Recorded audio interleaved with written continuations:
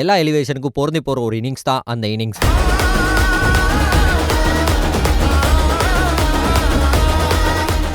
CSK fans, நீங்க யாருமே இந்த மேட்சையும் இந்த இன்னிங்ஸையும் மறந்துருக்க மாட்டீங்க அப்படிங்கிறது எனக்கு நல்லா தெரியும். ஆனா சுரேஷ் ரெய்னா ஃபேன்ஸ், நீங்க எல்லாரும் அவருக்கு பக்கத்துல உட்கார்ந்து ஒருத்தர் கை தட்டிக்கிட்டு இருக்காரே, அந்த பச்சை சட்டை போட்ட தம்பி, அவர் மட்டும் நல்லா நோட் பண்ணிக்கோங்க. அவர் தான் ஜார்ஜ் பெய்லி. அவர் தான் அடுத்த 4 வருஷத்துல உங்களுக்கு எமனா வந்து நிப்பார்னு யார் சொல்லியிருந்தாலும் நீங்க நம்பியே இருக்க மாட்டீங்க. ஆனா அதுதான் நடந்தது. 2014ஆம் ஆண்டோட குவாலிஃபயர் 2 இதே நாள்ல 12 வருஷங்களுக்கு முன்னாடி நடந்தது. அந்த மேட்ச்ல சென்னை சூப்பர் கிங்ஸ் மற்றும் இப்போ பஞ்சாப் கிங்ஸாக இருக்கின்ற கிங்ஸ் 11 பஞ்சாப் அணியினர் மோதிக்கொண்டாங்க.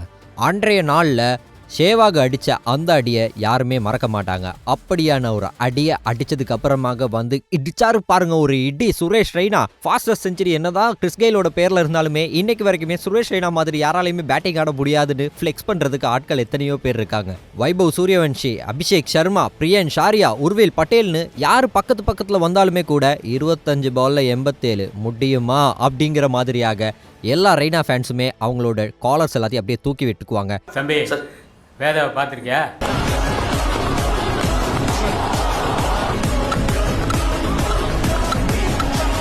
எடிட்டர் சார், நீங்க இந்த இடத்துல ஜெய் மகிழ்மதி பலத்தின் அதிபதி ராவண மவண்டா ஹுக்கும் டைகர் கா ஹுக்கும்னு என்ன வேணா போட்டுக்கலாம். காரணம் எல்லா எலிவேஷனுக்கும் பொருந்தி.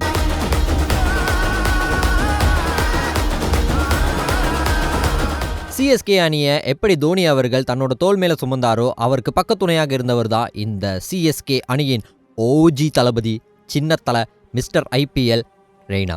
ஆக இப்போ எல்லாருமே விஜய் அஜித்னு சண்டை போட்டுட்டு இருக்கும்போது கருப்பு படம் வந்ததுக்கு அப்புறமாக சூர்யாவோட பழைய ரெக்கார்ட்ஸ் எல்லாம் எடுத்து பாருங்க. காசிமேடு ஆதினா யாருன்னு தெரியும் அப்படின்னு சொல்ற மாதிரியாக சூப்பர் ஸ்டாராக தோனி, தளபதியாக ரோஹித் சர்மா, விராட் கோலி இருந்தாங்க அப்படின்னு பாத்தீங்கன்னா கண்டிப்பாகவே ஐபிஎல்லின் சூர்யாவாக இருக்க போறவர் சுரேஷ் ரெய்னா தான். காரணம் என்ன அப்படின்னு பாத்தீங்கன்னா ரோஹித் சர்மா, விராட் கோலி இவங்க 2 பேருக்கும் முன்னாடியே எல்லா ஐபிஎல் ரெக்கார்ட்ஸுமே இவர் பேர்ல தான் இருந்தது. இவர் போனதுக்கு அப்புறமா தான் இவங்க 2 பேராலேயே உள்ள வர முடிஞ்சது.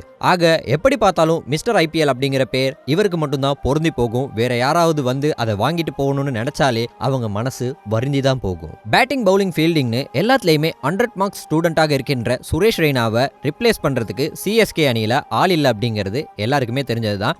எங்க அப்பா மேல சத்தியமா இனி எவனாலையும் முடியாது.